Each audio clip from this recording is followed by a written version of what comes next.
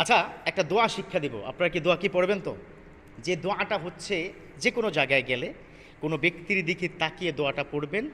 আপনার নিজের যেই চাহিদা ছিল, ইচ্ছা ছিল, আপনার যেটা পাওয়ার দরকার ছিল, আশা করি সেটা হালাল হলে আপনি পেয়ে যাবেন।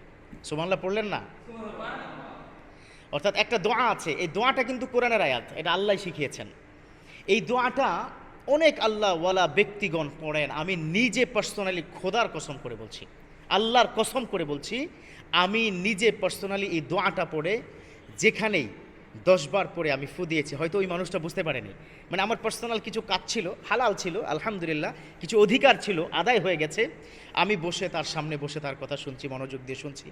শোনার পরে আমি তার দিকে মনে মনে পড়ে হালকা করে ফু দিয়েছি, উনি বুঝতে পারেন নাই, এবং আমি নিজে পার্সোনালি সেটার ফলাফল পেয়েছি, একটাও মিস হয় নাই, আলহামদুলিল্লাহ। আপনারা এটা পড়বেন এবং এটা আজকে শিখাবো। সবাই একটু জোরে জোরে আমার সাথে কি পড়বেন, পারা যাবে না? আচ্ছা, একটু সবাই কি পড়েন তো?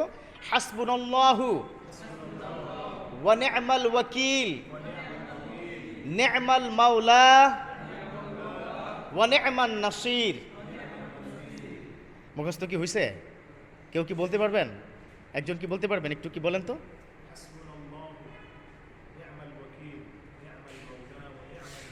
মাশাআল্লাহ, মাশাআল্লাহ। হাসবুনাল্লাহ ওয়া নি'মাল ওয়াকিল। আল্লাহ, তুমি যথেষ্ট আমার জন্য, আর নিয়ামত সব তো তোমার হাতে, তুমি এটার ওকিল, তুমি আমার ওকিল হয়ে যাও। আমি আজকে যে উদ্দেশ্যে এখানে এসেছি, চাকরির ইন্টারভিউতে আছি, 10 বার পরে ছোট্ট করে বোঝা যাবে না, বুঝতে কি দেওয়া যাবে না, ফু দিব, আল্লাহ চাকরির দরকার আমার। আমার বাবা তার হোটেলে কতদিন আর খাবো, আমার বিয়ে হচ্ছে না, 30 বছর প্লাস চাকরিও হচ্ছে না, সরকারি চাকরির বয়স চলে যাচ্ছে, এলাকার মানুষ খারাপ বলে, কষ্ট করে মাস্টার্স পর্যন্ত পড়েছি, আল্লাহ গো এই চাকরিটা আমাকে দাও। খোদার কসম, এই যুবক, তোমরা যারা ফ্রাস্ট্রেটেড হয়ে যাও, আল্লাহ বলেছেন লা তাকনাতু লা তাইয়াসু মির রাউহিল্লাহ, খবরদার আল্লাহর রহমত থেকে বঞ্চিত হতাশ হবে না, চিন্তা করো না। আল্লাহ কোরআনে এই আয়াতটা শিক্ষা দিয়েছে। বিশ্বাস করেন, এই আয়াতটা পড়ে যেটাই করবেন তবে হালাল হতে হবে।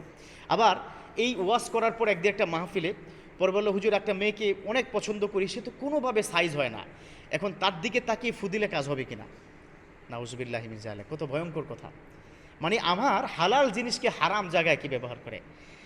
যুবক, তোমাকে বলতে চাই, এই হারাম জায়গায় হালাল জিনিস ব্যবহার করলে কাজে দিবে না, জীবনও কাজে দিবে না। কারণ হচ্ছে তুমি যেটা চিন্তা করো। আবার অনেকে কি বলে, হুজুর এটা তো হালাল, হারাম না, হালাল রিলেশন, ওকে তো আমি বিয়ে করতে চাই। তোমারে কে শিখাইছে বিয়ে করার উদ্দেশ্যে প্রেম করা জায়েজ? এটা কে বলছে তোমারে? হারাম, 100% হারাম। যদি করে থাকো, ব্যাক টু দ্য অলমাইটি, আল্লাহর দিকে ফিরে আসো, তওবা করো।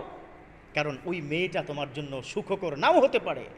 এখন যে চেহারা তুমি কি মেয়েটার দেখছো, এখন যে চরিত্র মেয়েটার তুমি কি দেখছো, তোমার কাছে খুব অ্যাট্রাকশন বা অ্যাট্রাকটিভ মনে হচ্ছে এই মুহূর্তে, এই মেয়েটা বিয়ের 2 মাস পরে পরিবর্তন হয়ে যেতে পারে।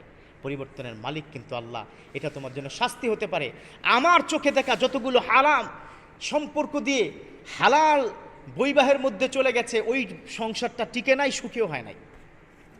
অতএব এটা হারাম কাজে এই আয়াতটা ব্যবহার করা যাবে না। হাসবুনাল্লাহ ওয়া নি'মাল ওয়াকিল, নি'মাল ওয়াকিল, নি'মাল মাওলা ওয়া নি'মান নাসির। হাসবুনাল্লাহ, নি'মাল ওয়াকিল, নি'মাল মাওলা ওয়া নি'মান নাসির।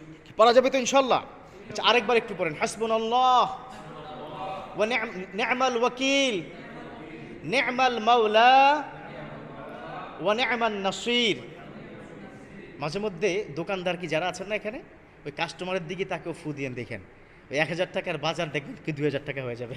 আল্লাহ পাক আমাদের প্রত্যেককে এই কোরআনের আয়াতটার আমল করে হালাল বেনিফিট পাওয়ার তৌফিক দান করুক, আমিন।